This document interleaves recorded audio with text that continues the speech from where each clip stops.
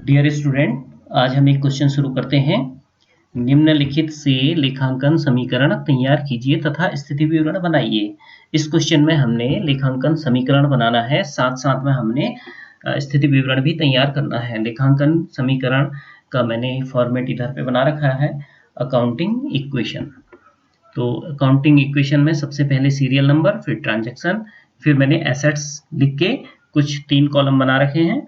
और जैसे जैसे संपत्ति हमारी आती जाएंगी, यहाँ पे संपत्तियों का नाम लिखते जाएंगे। और यदि इसके बाद भी अगर कोई संपत्ति और आ गई है तो हम और कॉलम उसमें बना लेंगे। ठीक बीच में मैंने बराबर के लिए एक लाइन बना रखी है, मैंने इक्वल टू का साइन इधर पे लगा रखा है। मतलब एसेट्स किसके बराबर होती है? लायबिलिटीज प्लस कैपिटल के बराबर होती है। तो यहाँ पे दूसरी तरफ आपके दाहिने साइड मैंने लायबिलिटीज प्लस कैपिटल का कॉलम बना रखा है। एक लायबिलिटीज में क्रेडिटर्स का, दूसरा कैपिटल का। इसके अलावा यदि कोई और लायबिलिटीज हमारी पैदा होती है तो हम और कॉलम उसमें बना लेंगे। इस प्रकार ये मैंने अकाउंटिंग इक्वेशंस का फॉर्मेट बना रखा है। और दूसरी तरफ मैंने ये, आप इधर देखेंगे, बैलेंस शीट का बना रखा है। बैलेंस शीट, क्योंकि हमने बैलेंस शीट भी बनानी है। यहाँ पे लिखा है स्थिति विवरण बनाइए। तो बैलेंस शीट तब बनेगी जब हमारा अकाउंटिंग इक्वेशन तैयार हो जाएगा, उसके बाद बैलेंस शीट बनेगी। क्योंकि यही जो ये एसेट्स के कॉलम का जो अंतिम शेष होगा, अंतिम बैलेंस होगा, वही हम यहाँ पर लिखेंगे, लायबिलिटीज का भी और एसेट्स का भी। इसलिए हम क्वेश्चन शुरू करते हैं। ट्रांजैक्शन 1। ट्रांजैक्शन 1 है, रघु ने 1,50,000 रुपये नकद लगाकर व्यापार आरंभ किया। मतलब बिजनेस स्टार्टेड। बिजनेस स्टार्टेड क्या लगा रखा है? कैश लगा रखा है। कितना? 1,50,000। तो ये हमारे व्यवसाय की संपत्ति होगी, क्योंकि हमारे व्यवसाय में आई, पैसा आया। तो कैश हमारी एसेट्स होती है, इसलिए ये एसेट्स होगी। दूसरा, इसी के साथ हमारा व्यवसाय में क्या हो गया? कैपिटल पैदा हो गई। कैपिटल का मतलब है दायित्व पैदा हो गए। अब हमारे बिजनेस को, रघु को कितना देना है? 1,50,000 रुपये देना है। हम हमारे ऊपर, हमारे बिजनेस के ऊपर रघु का कर्जा है 1,50,000 का। तो ये हमारा दायित्व हो गया। तो ट्रांजैक्शन 2, 80,000 रुपये का माल नकद तथा 40,000 रुपये का उधार क्रय किया। तो goods purchased. Goods purchased, total goods कितने का हमने परचेज किया है? गुड्स को हम क्या लिखेंगे? स्टॉक। स्टॉक लिखेंगे। तो 80,000 का तो नकद था और 40,000 रुपये का उधार था। इसका मतलब क्या है? 1,20,000 रुपये का माल था। चाहे माल नकद हो या उधार हो, उससे हमें कोई फर्क नहीं पड़ता है। फर्क पड़ता है हमें नकद और उधार से। तो नकद का कितना था?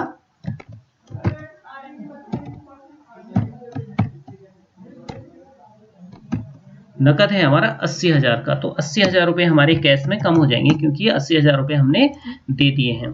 अब उधार कितना है? 40,000। 40,000 मतलब फ्यूचर में हमने देना है, मतलब हमारा दायित्व है। क्रेडिटर पैदा हो गए। क्रेडिटर कितने के? 40,000 के। अब ये 40,000 हमने फ्यूचर में देना है। जो चीज हमने देना होता है वो हमारी लायबिलिटीज होती है। इस प्रकार से ये 2 ट्रांजैक्शन हो गए। 2 ट्रांजैक्शन के बाद इक्वेशन, न्यू इक्वेशन बना देते हैं। न्यू इक्वेशन बन गई। न्यू इक्वेशन, 1,50,000 में से 80,000 माइनस होता है तो 70,000 हो गया। और यहाँ पे 1,20,000 और यहाँ 40,000 और यहाँ पे कैपिटल 1,50,000, वही उतर जाएगी नीचे। अब हमारा ट्रांजैक्शन 3, तीसरा ट्रांजैक्शन है बेटा, 75,000 रुपये लागत का माल 33 सही 1/3% लाभ पर बेचा। आधा भुगतान नकद प्राप्त हुआ। तो गुड्स सोल्ड।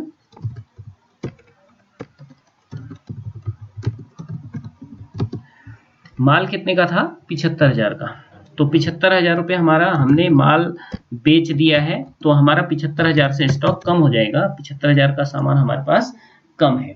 इसमें क्या हुआ? हमने जो बेचा, इसमें आधा भुगतान नगद प्राप्त हुआ है। अब आधा भुगतान कितना था ये देखना पड़ेगा। और हमने जो ये जो 75,000, ये वर्किंग नोट में कर रहा हूँ, ये जो 75,000 का माल था ये हमने कितने में बेचा, प्रॉफिट में बेचा है 33 सही 1/3%। 33 सही 1/3% को हम सॉल्व करते हैं तो कितना आता है, 33 या 99 प्लस 1 100/3, परसेंटेज है तो 100/300 हो जाएगा, है ना, गुणा 100/300।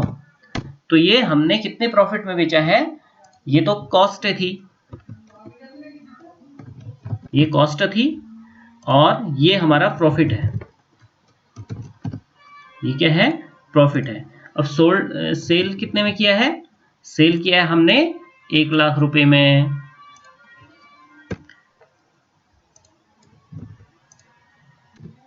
एक लाख रुपए में बेचा है तो प्रॉफिट कितना हुआ है 25,000। इसका 1 लाख रुपए का हमें 50,000 आधा भुगतान नगद प्राप्त हुआ है कह रहा है, तो 50,000 रुपए तो हमारा कैश हो गया और 50,000 क्या जो बैलेंस बचा 1 लाख में से वो क्या हुआ हमारा क्रेडिट, उधार, ये उधार हो गया। तो इसके आधार पे हम एंट्री करेंगे। तो 75,000 रुपए कॉस्ट हमने दिखा दी है और 25,000 रुपए हमें फायदा हो रहा है। तो 25,000 रुपए जब फायदा होता है तो कैपिटल में जुड़ जाता है। 25,000 रुपए हमारा कैपिटल में जुड़ गया। अब बेचा कितने का, 1 लाख का, इसकी तो एंट्री होगी नहीं क्योंकि ये कैश में भी है और क्रेडिट में भी है। 50,000 रुपए हमें नकद मिला है, कैश मिला है तो 50,000 हमारा कैश बढ़ जाएगा और 50,000 क्या है, मिलना है, उधार है, क्रेडिट है, तो ये मिलना है, फ्यूचर में मिलेगा, तो जो फ्यूचर में हमें देगा उसको डेटर्स कहेंगे। डेटर्स कितने का, 50,000 का।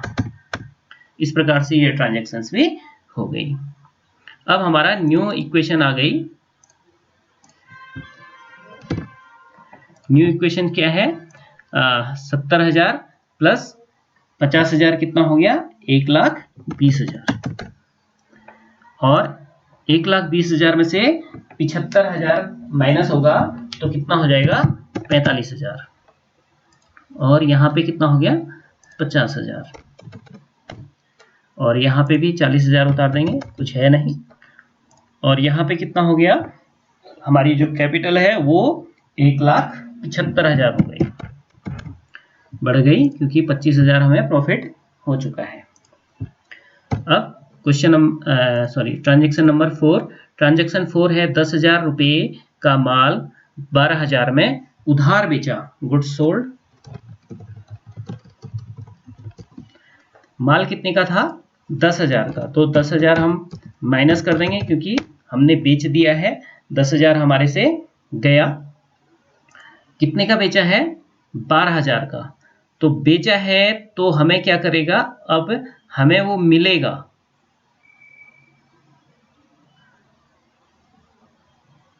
हमें क्या होगा, मिलेगा, कब, कितना मिलेगा, 12,000 मिलेगा। पूरा का पूरा उधार में बेचा है ना, 10,000 का माल 12,000 में बेच दिया। गुड्स में से हमारा, स्टॉक में से हमारा 10,000 कम हो गया और देनदार जो हमको देगा, क्योंकि हमने बेचा है तो कोई हमें पैसा देगा, जो हमें पैसा देगा वो हमारी एसेट्स हुई, कोई हमें पैसा देने वाला है तो वो हमारी एसेट्स हुई। एसेट साइड में एक डेटर्स करके हम दिखा देते हैं। अब 2,000 रुपये हमें क्या हो गया, प्रॉफिट हो गया है, तो ये प्रॉफिट हमारा 2,000 जुड़ जाएगा, किसमें, कैपिटल में। तो अब हमारी ये न्यू इक्वेशन पैदा हो जाती है। ये कैश 1,20,000 और यहाँ पे स्टॉक हमारा क्या हो गया, कम हो गया, 35,000 हो गया।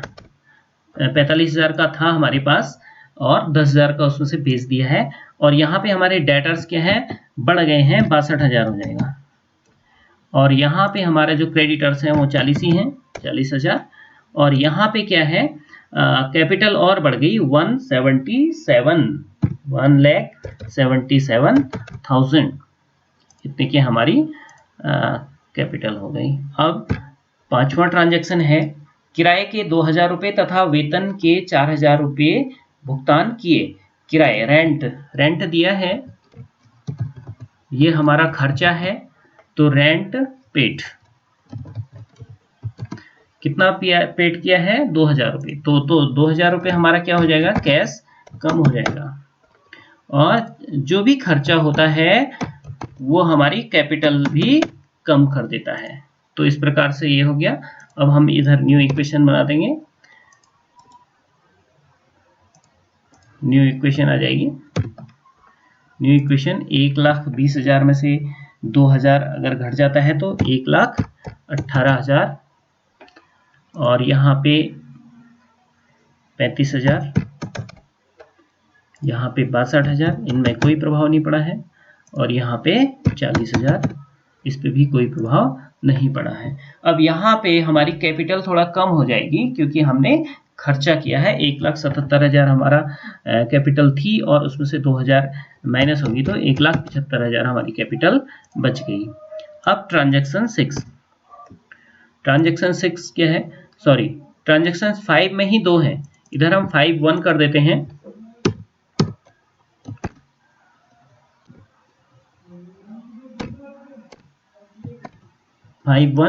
इसको 5-2 कर देते हैं। 5-2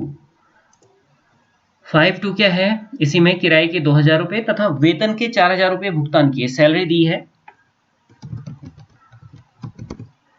सैलरी 4,000 रुपए दी है तो 4,000 हमारी कैश कम हो जाएगी।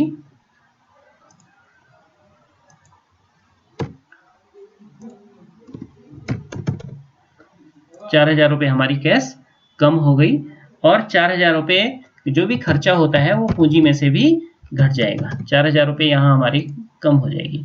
तो इधर पे अब हमारा क्या हो जाएगा, न्यू इक्वेशन हो जाएगी। न्यू इक्वेशन 1,18,000 में से हम 4,000 घटाते हैं तो 1,14,000 हो गया और ये हमारा 35,000 स्टॉक उतना ही रहेगा और डेटर्स भी हमारे 62,000 ही रहेंगे और हमारा क्रेडिटर्स भी 40,000 ही रहेगा और यहाँ पे हमारी जो कैपिटल है वो कैपिटल क्या हो जाएगी, कम हो जाएगी। 1,75,000 में से 4,000 घटेगा तो 1,71,000 बच जाएगी। इस प्रकार से हमारा ये ट्रांजैक्शंस हो गया। उसके बाद छठा नंबर का, छठे नंबर का जो ट्रांजैक्शन है उसको देखते हैं क्या है।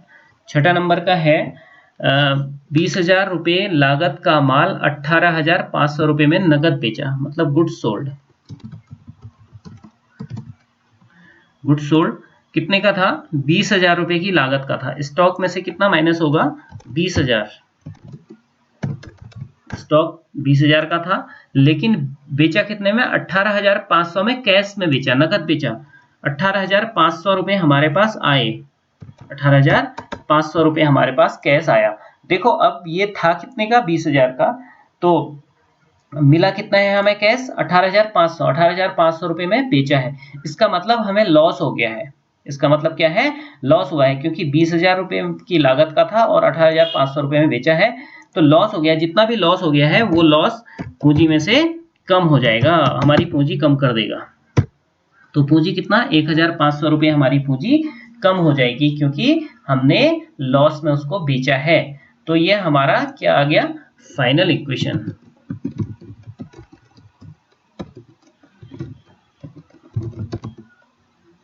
फाइनल इक्वेशन कितनी आएगी, 1,14,000 में 18,500 अगर ऐड करते हैं तो 1,32,500।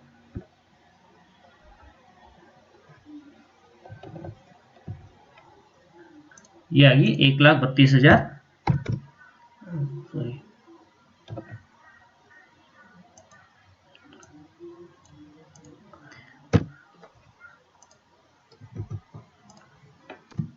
1,32,500 और हमारा स्टॉक में 35,000 में से 20,000 माइनस होता है तो स्टॉक आ गया हमारा 15,000 का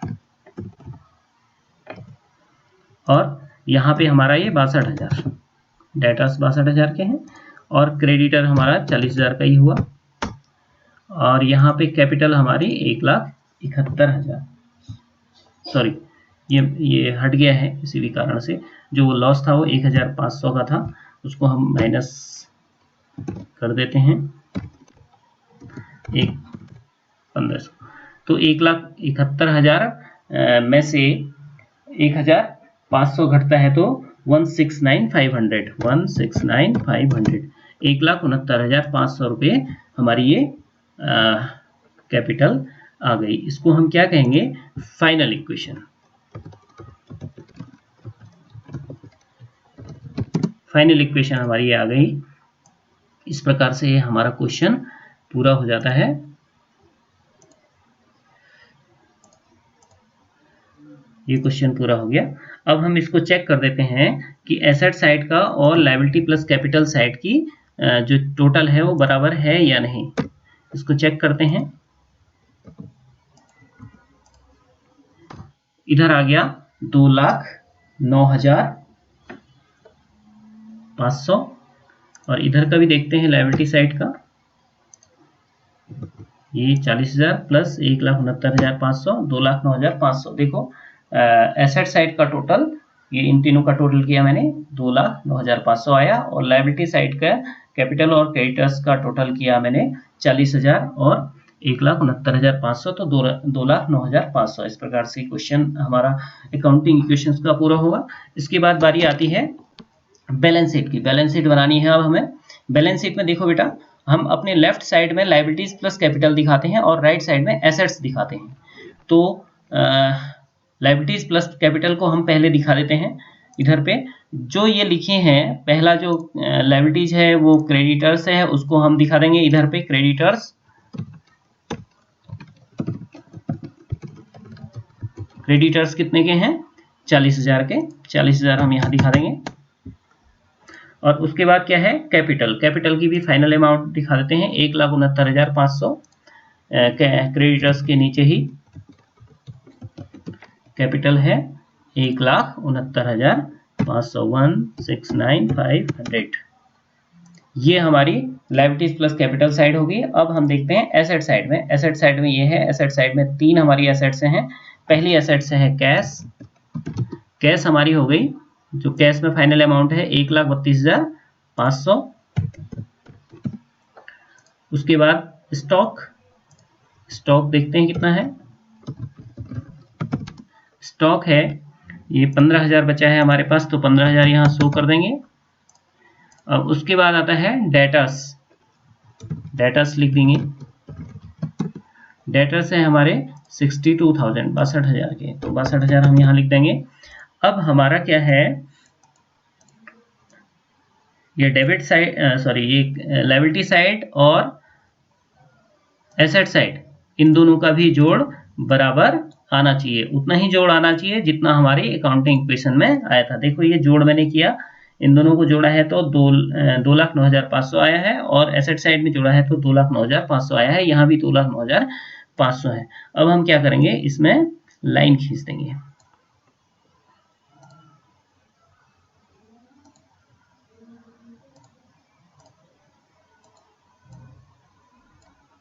ये हमारा बैलेंस शीट भी तैयार हो गई है।